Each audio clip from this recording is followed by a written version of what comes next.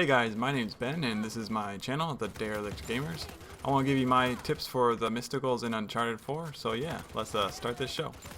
Okay, so let's first start with the El Dorado. The El Dorado is one of my favorite mysticals in Uncharted. It's very useful at busting up the whole team.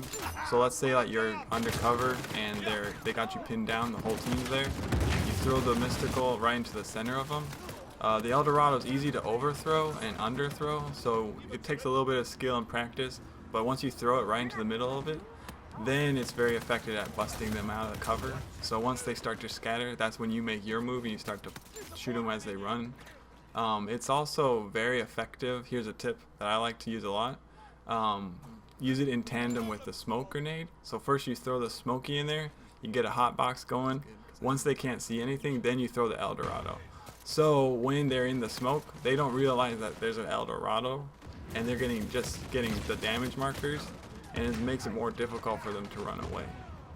Also, here's a tip: don't use the El Dorado if there's only one baddie there. Like it's useful, but you're wasting it. What you want to do is you want to wait till there's 2 or 3, or perhaps more than that. But I see a lot of people throw the El Dorado when there's only one player, like one bad player, and it seems like a waste to me. So those are my tips for the El Dorado. When I started to use these tips, I found that I was able to get a lot more downs with it, and it seemed to be more effective. Okay, so here are my tips for using the staff. The staff is really simple, so there's not many tips. But tip number 1, don't place the staff in an open area. You want to place it in a corner, you want to place it in a hidden area, or it's more difficult to get to. Because when you place it in an open area, it makes it easier to destroy. And when the enemy destroys it, not only does it ruin the radar, but it gives the enemy 200 points. Tip number 2 for the staff is, when you see an enemy staff, don't run past it. What you want to do is you want to turn around and destroy it.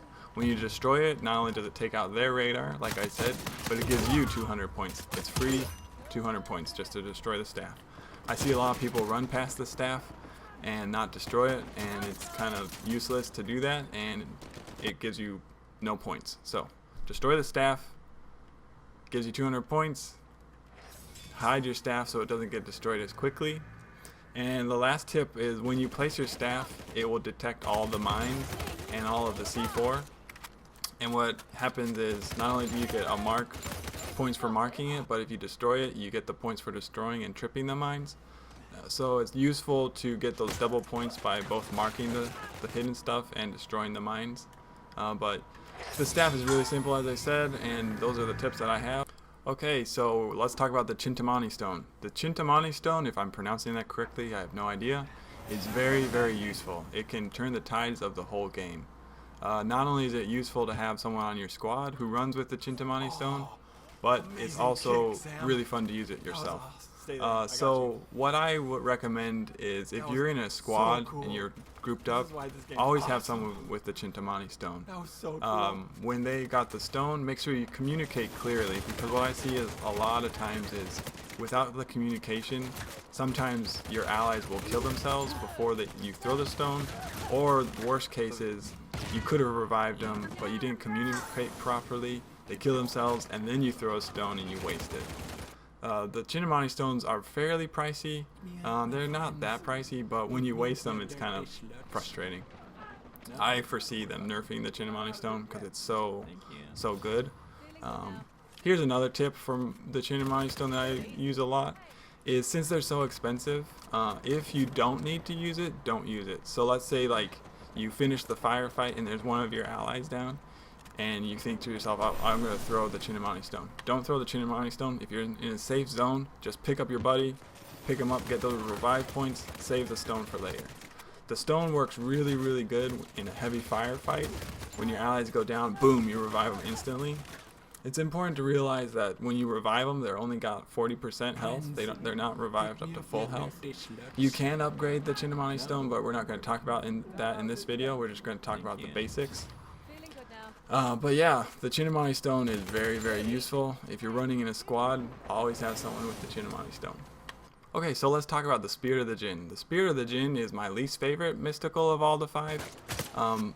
But the way that I use it is, I use it as a close quarter combat mystical. So I'll equip a shotgun or the MP34A, and I'll go in there and I'll hit them on one side, and then I'll flash to the other side and I'll hit them again until they go down. Also, you can use it as a brawler. So what you do is you flash in, you hit him once, and then you flash around, and as he's spinning to try to find you, then you flash to a different side, you get him disorientated, and then you hit him again. This is the way that I use it, and this is the way that I see most people using it. Personally, I think the Jhin is the weakest of all the mysticals. I'll explain why. Well, when I use it, I can never down more than 1 or 2, and if I'm in a large group of people, I always end up getting taken out by like grenades or C4 or just overwhelming numbers. So I find that the Jhin is only useful with it's like 1-on-1 or 1-on-2, and since the Jhin costs like $500 for the first one, I can never make it pay for itself, so it seems like an expensive mystical for only getting 1 or 2 downs.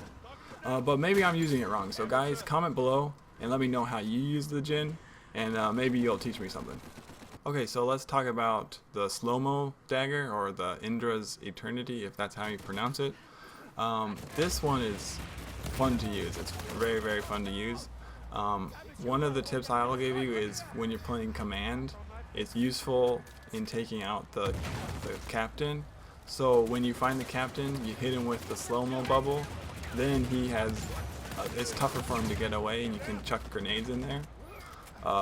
Also another tip is I like to use the slow-mo in tandem with grenades. So I'll throw the slow-mo bubble, and then once I see that they're trapped, then I'll chuck a grenade in there. And since they can't move quickly, it's easier for them to get hit by the grenade. Also, it's really fun to use in tandem with the El Dorado. So this takes teamwork though, and good communication. So if you see a group of people, you hit them with the slow-mo bubble, and then you'll have your ally throw in an El Dorado, and then you can see what's going to happen. Total mayhem. They're not going to be able to move quickly. The wraiths are going to get in there and take them out, and it's quite entertaining. But yeah, the slow-mo bubble is pretty self-explaining. It's very useful in a pinch, so like if you get surprised, you can throw it down and boom, you got a slow-mo bubble. You get a little bit more extra time, more reaction time. But yeah, it's quite fun to use. Okay, thanks for watching, guys. If you enjoyed this video, please subscribe. I'm a smaller channel and I want to grow. Also give this video a thumbs up. That's really quite encouraging.